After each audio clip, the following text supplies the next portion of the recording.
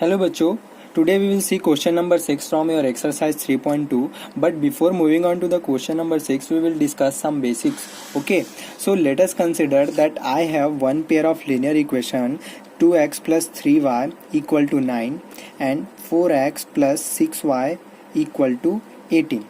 This is one pair of linear equation. Okay, now here I observe one thing that this equation is actually obtained by multiplying 2 on this equation. अगर आप इस equation में 2 का multiply करते हो तो आपको ये वाला इक्वेशन मिल जाता है. 2 का मल्टीप्लाई किया 4 मिला, 2 का मल्टीप्लाई किया 6 मिला, 2 का मल्टीप्लाई किया यहाँ पे 18 मिला.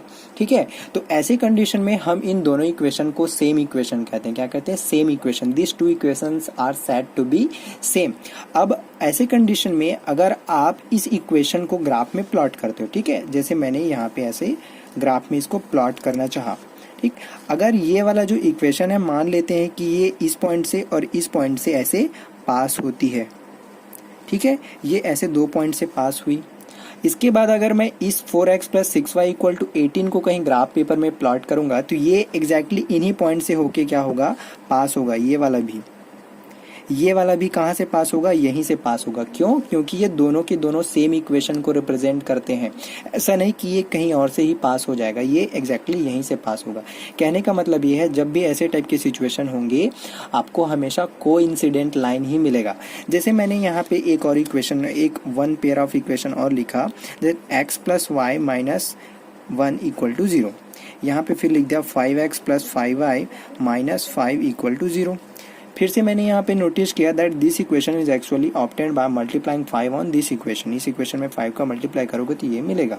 ऐसे कंडीशन में ये जो दोनों इक्वेशन होंगे वो हमेशा किसको रिप्रेजेंट करेंगे? कोइंसिडेंट लाइन को करेंगे, है ना.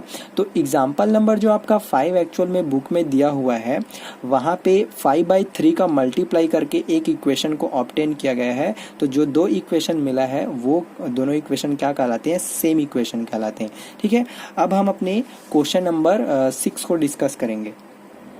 तो हमारा क्वेश्चन नंबर 6 दिया हुआ है that given the linear equation 2x plus 3y minus 8 right another linear equation in 2 variable such that geometrical representation of the pair so formed is intersecting line, parallel line and coincident line.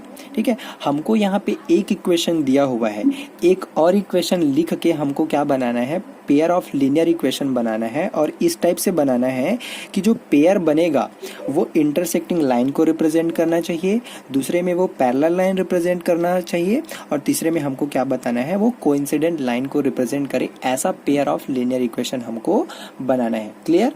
तो चलो solution first से start करते हैं. Intersecting line वाले के लिए मैंने solution first लिखा, we have 2x plus 3y minus 8 equal to 0. Now for intersecting lines क्या होती है? इंटरसेक्टिंग लाइन के लिए कंडीशन, इंटरसेक्टिंग लाइन के लिए कंडीशन होता है that a1 upon a2 can never be equal to the ratio of b1 upon b2. ये कंडीशन होती है ना. अब मुझे क्या करना है? एक अनदर लीनियर इक्वेशन लिखना है ना. तो यहाँ पे चलो लिखता हूँ मैं, दस another linear equation can be 5x plus 101y minus 200 equal to 0. देखो ये इक्वेशन मैंने कैसे लिखा? ये इक्वेशन को राइट करते टाइम मैंने ये चीज़ ध्यान में रखा कि a1 अपॉन a2 और b1 अपॉन b2 का जो रेशियो है वो कभी भी इक्वल नहीं होना चाहिए. जैसे यहाँ पे a1 मेरा क्या है? 2 है, a2 मेरा क्या है? 5 है, b1 क्या है मेरा? 3 है और b2 क्या है मेरा? 101 है. तो 2 और 5 का रेशियो, 3 और 101 का रेशियो, क्या ये दोनों इक्वल है? नहीं है ना. तो ये दोनों इक्वेशन क्या करेंगे? इंटरसेक्टिंग लाइन को रिप्रेजेंट करेंगे. आपको आगे यहाँ पे लिखना है सोल्यूशन को आगे बढ़ाती हुई, here a1 upon a2 is equal to the 2/5. वैसे ही b1 अपॉन b2 जो है कितना है? 3/101. ये b1 और ये b2 है ना. अब मैंने यहाँ पे नोटिस किया that a1 upon a2 is not equal to the ratio of b1 upon b2. देख लो, है ना. तो ऐसी कंडीशन में क्या होगा कि ये वाला लाइन और ये वाले लाइन क्या करेंगे? इंटरसेक्टिंग लाइन को रिप्रेजेंट करेगा. क्यों? क्योंकि ये रेशियो इक्वल नहीं है. मैं लिखूंगा यहाँ पे, अगर ये मेरा क्या है? इक्वेशन नंबर 1 है और ये मेरा इक्वेशन नंबर 2 है, then I will say that equation 1 and 2. Equation 2 represent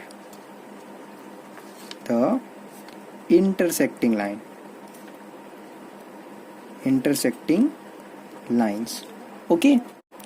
आप चाहो तो इस 5x और 101 के जगह में और कोई भी दूसरी वैल्यू ले सकते हो.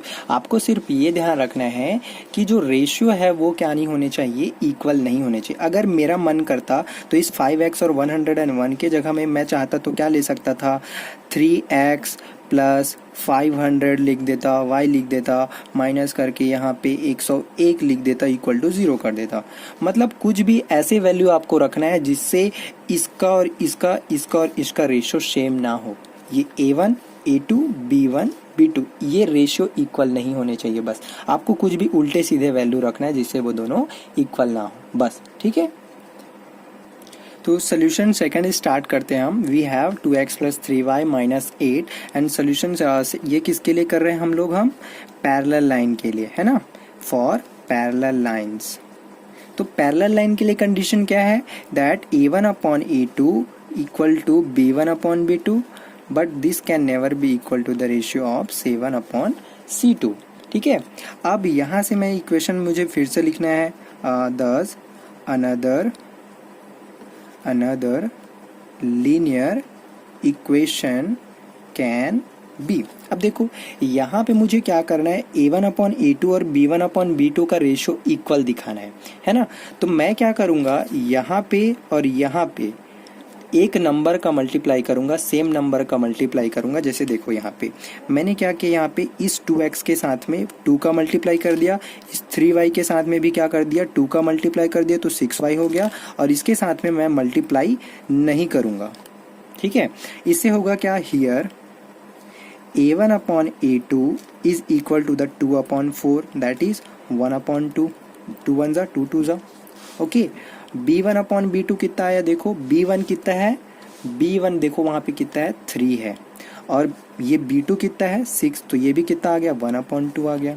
अब c1 अपॉन c2 देखो, c1 अपॉन c2, c1 कितना दिया हुआ है, -8 दिया हुआ है, और यहाँ पे c2 भी कितना दिया हुआ है, -8 दिया हुआ है. इसका मतलब क्या हो गया, माइनस से माइनस कैंसिल, 8 और 8 कट के क्या हो गया, 1 आ गया. मतलब ये हुआ that a1 upon a2 is equal to the b1 upon b2 equal to the c1 upon not equal to the c1 upon c2, है ना. इसका मतलब ये हुआ कि ये वाला इक्वेशन और ये वाले इक्वेशन क्या करते हैं, पैरेलल लाइन को शो करते हैं. Equation 1 and equation 2 represent the parallel lines. Okay, ये क्या करती हैं, पैरेलल लाइंस को रिप्रेजेंट करती हैं. क्लियर. अब देखो ऐसा नहीं है कि जैसे मैंने यहाँ पे क्या किया था, 2 का मल्टीप्लाई किया था, 2 का मल्टीप्लाई करने के बाद में ये लाया था, तो आप ही 2 का मल्टीप्लाई करो. आप चाहो तो यहाँ पे 4 का 6 का 7 का कुछ भी किसी भी नंबर का मल्टीप्लाई कर सकते हो, लेकिन कंडीशन ये है कि आपको सिर्फ इसके साथ में और इसके साथ बस में करना है. क्यों, क्योंकि आपको इन दोनों बस को इक्वल दिखाना है ना. तो इन दोनों बस को इक्वल दिखाना है, इसलिए हम क्या करते हैं, इन दोनों के साथ में किसी भी नंबर का मल्टीप्लाई करके ये ऐसा इक्वेशन लाते हैं, फिर इस तरह से इसको आगे सॉल्व करते हैं. क्लियर है. तो चलो हम अपना थर्ड सोल्यूशन देखते हैं. We have 2x plus 3y minus 8 and third condition किसके लिए है, फॉर कोइंसिडेंट लाइन के लिए है, फॉर कोइंसिडेंट लाइन के लिए.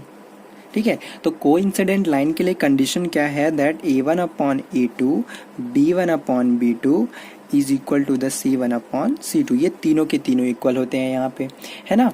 तो यहाँ पे इस अनदर लीनियर इक्वेशन को लिखने के लिए, another linear equation can be. अब देखो यहाँ पे मुझे क्या करना है, तीनों रेशियो को इक्वल दिखाने. तो मैं क्या करूँगा, यहाँ पे इसके साथ इसके साथ इसके साथ तीनों के साथ ही क्या करूँगा, एक नंबर का मल्टीप्लाई करूँगा. जैसे इससे पहले वाले में इन दोनों बस को इक्वल दिखाना था, तो मैंने क्या किया था, सिर्फ दोनों के साथ मल्टीप्लाई किया था. यहाँ तीनों को इक्वल दिखाना है, तो मैं क्या करूँगा, तीनों के साथ ही एक नंबर का मल्टीप्लाई करूँगा। जैसे मैं किसी भी नंबर का मल्टीप्लाई कर सकता हूँ ना, जैसे मैंने यहाँ पे किया, जैसे 3 का मल्टीप्लाई किया तो क्या हो गया 6x हो गया, 3 का मल्टीप्लाई किया तो 9y हो गया, 3 का मल्टीप्लाई किया तो 24 इक्वल टू 0 हो गया। ठीक है, अब यहाँ से आगे बढ़ते हैं। Here a1 upon a2, a1 upon a2 क्या आएगा, a1 क्या है मेरा 2 है, a2 क्या है मेरा 6 है, तो कितना आया 2/6 मतलब कितना आ गया 1/3। वैसे ही b1 अपॉन b2 क्या है, देखो b1 मेरा क्या है 3 है और b2 मेरा क्या है 9 है, तो b1 क्या हो गया 3 और b2 मेरा क्या हो गया 9, 3 1 जा 3 3 जा मतलब 1/3, ये भी आ गया। उसके बाद देखते हैं हम लोग c1 upon c2, c1 upon c2, c1 क्या है देखो मेरा c1 -8 है, तो c1 का -8 और c2 क्या है मेरा -24, माइनस से माइनस कैंसिल, 8 1 जा 8, 3 जा, तो कितना आ गया ये भी 1/3 आ गया। इसका मतलब देखो a1 upon a2 equal to b1 upon b2 equal to c1 upon c2।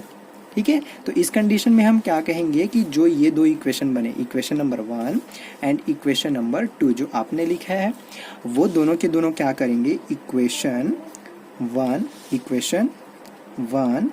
And equation 2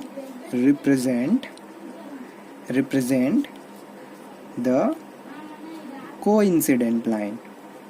ठीक है, ये क्या करती हैं, कोइंसिडेंट लाइन को रिप्रेजेंट करते हैं ना। तो हमने सिर्फ एक चीज ध्यान में रखा, जब मेरे को पैरेलल लाइन निकालने के लिए कहा जाता है तब मैं इन दोनों के साथ एक नंबर का मल्टीप्लाई करता हूँ। जब कोइंसिडेंट निकालने के लिए कहा जाता है तो मैं इन तीनों के साथ में एक नंबर का मल्टीप्लाई करता हूँ। और जब मुझे किसके इंटरसेक्टिंग लाइन के लिए कहा जाता है तो मेरा अप्रोच थोड़ा अलग रहता है, मैं किसी के साथ में भी किसी भी नंबर का मल्टीप्लाई नहीं करता। ठीक है, तो आगे आप इस क्वेश्चन को अपने मन से सॉल्व करेंगे। मतलब जैसे मैंने यहाँ पे 3 का मल्टीप्लाई करके ये वाला इक्वेशन लाया था और इससे पहले वाले में 2 का मल्टीप्लाई किया था मैंने, तो आप भी अपने हिसाब से किसी भी नंबर का मल्टीप्लाई करके इस क्वेश्चन को बनाओगे। ठीक है, किसी का भी क्वेश्चन जो है, किसी का भी सोल्यूशन जो है सेम नहीं होना चाहिए, मैं इसको बारीकी से चेक करूँगा। क्लियर है? Okay, thank you.